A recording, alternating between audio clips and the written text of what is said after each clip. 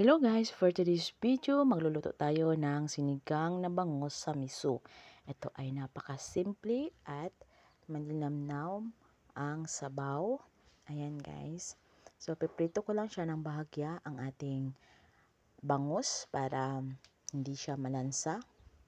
Ganyan lang ang aking pagluto nito. At una kong ginawa ay hinugasan ko muna yan guys. Ito ay walang boneless na ito. Ang ginamit ko ay yung boneless para hindi matinik.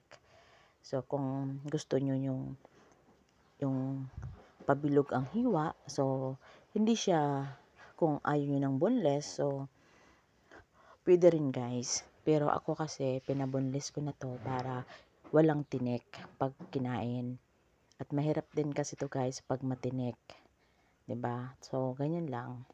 Pag prito ko yan guys, ay kunti lang ang medyo kunti lang na nagbo-brown ang kulay. Huwag masyadong crispy. Ayan. So, pagkatapos yan guys, nagisa na ako igisa ko na rin yung ating luya. Ayan. So, luya ang una kong ginisa. Ayan. Pagkatapos nyan, yung ating sibuyas at yung ating bawang. Ayan, pag naamoy nyo na yung aroma ng inyong mga sangkap, ayan, medyo mag-brown lang ng konti at ilalagay na natin yung ating miso. Ayan, habang ginigisa nyo yung bawang, sibuyas, luya, ilalagay na rin ang miso. Mas masarap nito guys, yung miso paste sana. Pero wala akong makita sa palengke, kaya ito na lang yung aking ginamit. Ayan. Mas malinamnam kasi guys yung miso paste. Meron ito nabibili sa mga supermarket. At tinagdagan ko na rin yan ng miso sinigang mix. Para mas lalong, mas asim, mas kagat ang asim natin dito. At nilagyan ko na ng ating sabaw. Isa't kalahati or dalawa. Ayan. At papakuluin lang natin yan guys. Ayan, halu-haluin lang natin para hindi mabuo ang ating miso na ginamit dito. Nilagyan natin ng paminta.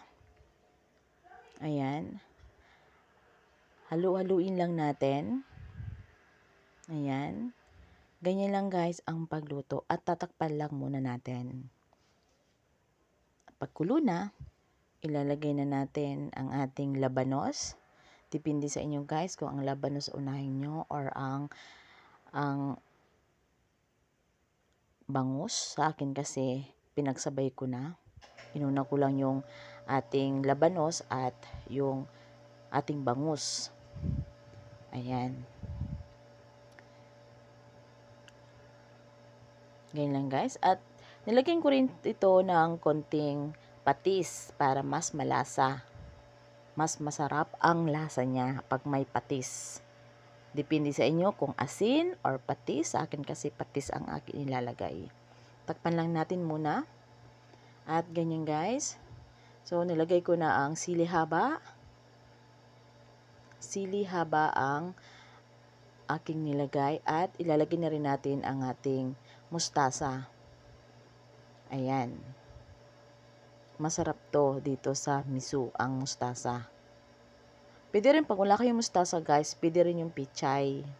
Pero mas masarap ang mustasa. Meron kasi nitong medyo mapait-pait ang lasa ng mustasa.